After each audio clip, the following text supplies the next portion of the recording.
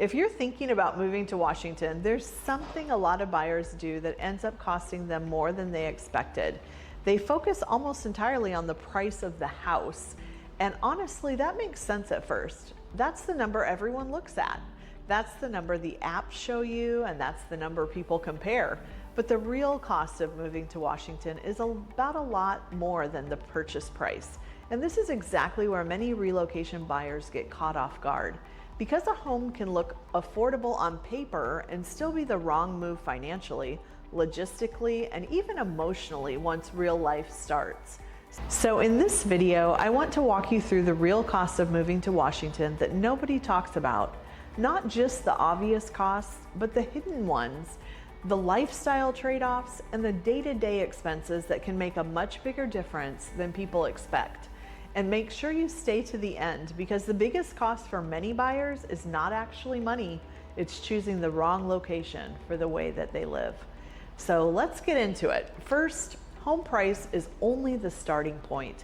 One of the biggest mistakes I see relocation buyers make is deciding that one area is a better value simply because the homes are cheaper there. But cheaper does not always mean better. Two homes can have very similar monthly payments and create two completely different lifestyles. One home might save you money up front, but cost you more in drive time, fuel, stress, convenience, and lost time every single week. Another home may cost more initially, but make your life easier because it puts you closer to work, schools, shopping, medical care, or the things that you actually do on a regular basis. So before you decide something is more affordable, you really have to ask yourself a better question. Affordable for what kind of life? That question changes everything. The next big cost people underestimate is commute time.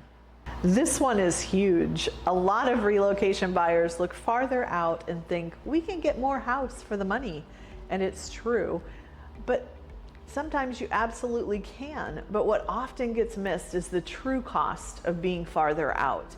It's more gas, more wear and tear on your car, more time spent driving, more planning around traffic, and in some parts of Washington, more dependence on ferries, bridges, or routes that can affect your entire day. And here's the bigger issue. A long commute does not just cost you money, it costs you energy and time. It affects your mornings, your evenings, your time with family, your flexibility, and your overall quality of life.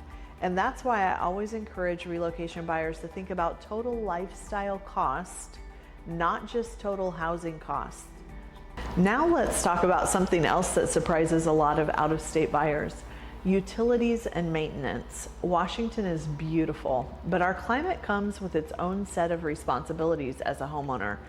Moisture matters here, and that means things like roof condition, drainage, gutters, moss, exterior upkeep, windows, decks, and general weather-related maintenance can become a much bigger part of homeownership than some buyers expect. If you're moving from a drier climate, this may not be top of mind yet, and utility costs can also vary a lot depending on the age of the home, the heating system, the size of the property, and where the home is located. So if a buyer stretches too far just to get into a home and doesn't leave enough room for the real cost of ownership, that can create stress very quickly. Now, here's another cost that gets overlooked all the time: the move itself. And I'm not just talking about the movers. Most people budget for the truck, the boxes, and maybe some packing supplies, but relocation usually costs more than that. Don't forget to include travel, temporary lodging, utility setup, storage, cleaning, overlapping housing payments, and repairs on the home you're leaving, and all the random purchases that happen when you move into a new place. Maybe you need a new washer and dryer. Maybe you need window coverings. Maybe it's shelving, yard tools, furniture, or all the little things that do not seem expensive until they all happen at once. That is where people often feel the squeeze. Not because the move was impossible, but because the real moving costs were bigger than expected. Now let's talk about a trap I see buyers fall into all the time. The cheapest area is not always the best value, and this is so important. Sometimes a buyer gets excited because they found a lower priced area and feel like they're getting more for the money. But after the move, they realize they gave up too much. Maybe the commute is exhausting. Maybe the location feels isolated. And maybe they're farther from amenities, community, or the routines that matter most to them. And what looked like savings in the beginning begins to feel like a compromise that they end up regretting. So the best value is not just the cheapest house, it's the home and location combo that support the way that you actually want to live. And that's the difference. And really, this is where the whole conversation comes together. Your lifestyle determines your real cost. If you want walkability, shorter commutes, easy airport access, and more convenience, you may need to spend a little bit more for the right location. If you want more land, more privacy, or a quieter pace, you may get more property for the money, but you may also give up some convenience and access. And for some folks, that's totally fine, but it needs to be thought out.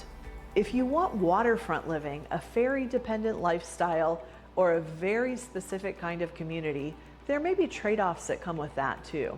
So the smartest question is never just, what house can I afford? The better question is, what do I want daily life to feel like? And what will it cost to live that way in Washington State? That question leads to better decisions every time. So if you are thinking about moving to Washington, here's what I want you to remember. The real cost is not just what you pay to buy the house. It's what it costs to live well after the move. It's your commute, your maintenance, your convenience, your time, your stress level, and your quality of life. And when you think through those things before you choose an area, you make a much smarter move. Because the right relocation decision is not just about finding a house, it's about choosing a place that actually works for your life.